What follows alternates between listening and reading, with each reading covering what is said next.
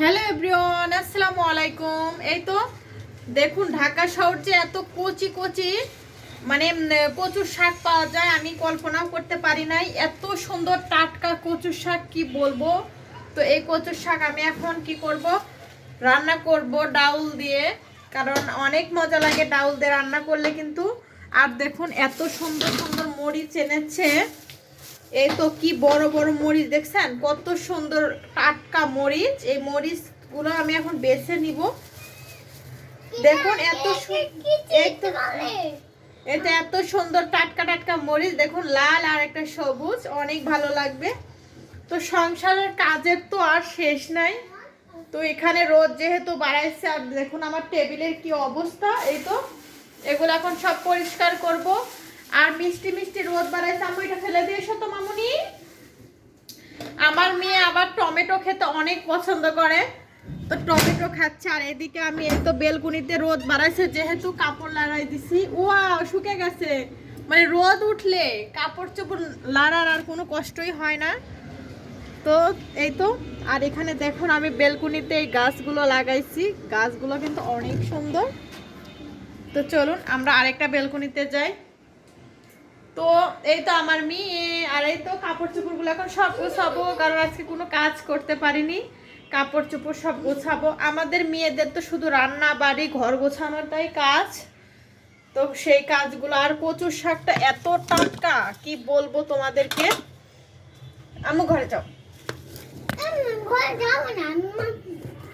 এই তো কচুর শাকগুলো এখন আমি বাছবো। আর মরিচগুলা দেখা তো আমি একদম আমার ভালো লেগেছে। আর দেখুন কচুর শাকের যে এই যে মাছগুলো আছে, এই মাছগুলা কিন্তু সেই মানে এত টাটকা শাক কি বলবো।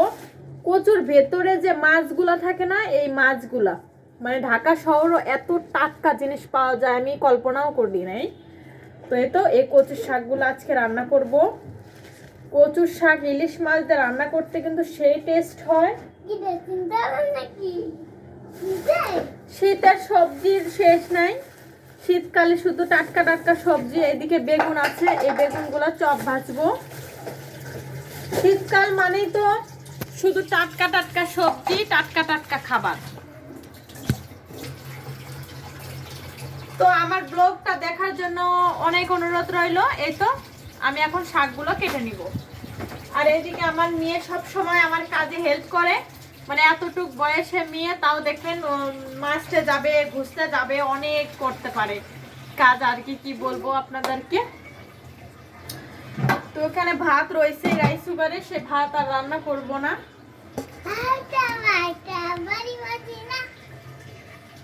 এই তো আমার মেয়ে সবসময় কাজ করতে পছন্দ করে। এই তো আমার মেয়ে কি বলে, কি খাচ্ছ? আমার মেয়ে দেখুন টমেটো খাচ্ছে। টমেটো রাখাই যায় না, কি বলবো আমি। 1 কেজি টমেটোর মধ্যে হাফ কেজি হয়ে রয়েছে। কখন যে বসে বসে খাইছে আমি নিজেও বুঝতে পারিনি। ওই দেখেন এখনো খাচ্ছে নিয়ে। আম্মু ধুইছো? ধুয়ে খাইতে হয় কিন্তু মা। তাই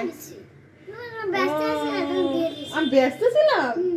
এত কথা বলে আমার মেয়ে। আমার মেয়ের বয়স হলো 4 বছর, অনেক পাকনা পাকনা কথা বলে। তো মেয়েদের কাজই হলো রান্নাঘরে কাজ করি আমরা, কারণ আমাদের রান্না ছাড়া তো আর কোনো কাজ নেই। এই তো আমার মেয়ে আর আমি সব সময় একাই থাকি বাসায়। তো এখন আমি রুম গোছাবো, তো দেখতেই থাকুন আমার রুম গোছানো। তো এই তো শীতকালে তো লেপ কম্বল কাঁথা এগুলো এখন সব আমি সুন্দর করে গুছিয়ে নিব। আর যে শীত পড়ছে ইদানিং, তো শীতকালে তো আপনার কম্বল লেপে হচ্ছে না, মনে হচ্ছে আরো 2-3টা করে নেই। আমি দাও তো ঝাড়ুটা। তো বিছানা খাতা আবার শীতকালে পরিষ্কার পরিচ্ছন্ন না থাকলে কিন্তু একদমই ভালো লাগে না। তো তার জন্য আমি চেষ্টা করি সবসময় রুম গোছানো। আর আমার মেয়ে ছোট বাচ্চা আছে, তো মানে কোনো সময়ই রুম টম গোছানোর মানে রাখতেই চায় না, সব সময় নষ্ট করে আউলায়। তো এক রুম গোছালাম তো আরেক রুমে চলেন যায়, তো ওই রুমে যাইও করি গোছায়। আমার মানে রুমের অবস্থা সেই খারাপ, ছোট বাচ্চা নিয়ে কাজ করতে অনেক কষ্ট। দেখুন বিছানার অবস্থা দেখছেন মামুনি। তো কি করব এখন, মাইয়া পোলাপান আছে সেহেতু তো কাজ তো বাড়তেই হবে, কারণ সব সময় কাজ করতে হয়, সব সময় কাজের উপরই থাকতে হয়। এই দেখেন কেবলই ঘর গোছাইছি।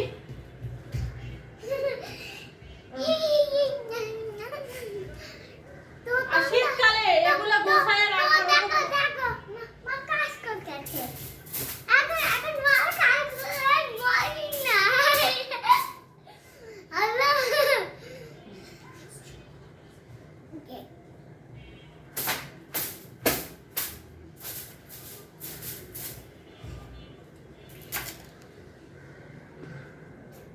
আর টেবিলের উপরে তো মানে সব সময় আম্মু এগুলা ময়লা ঝুড়িতে ফেলে দেশ।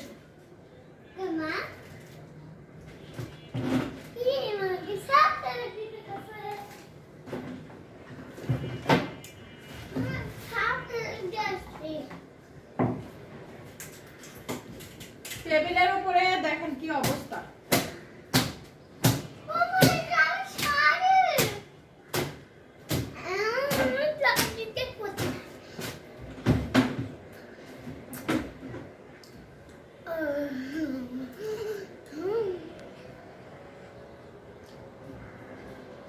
এত সুন্দর রোদ বাড়াইছে বাহিরে, কি বলবো, অনেক সুন্দর রোদ বাড়াইছে। এই দেখুন কত সুন্দর রোদ।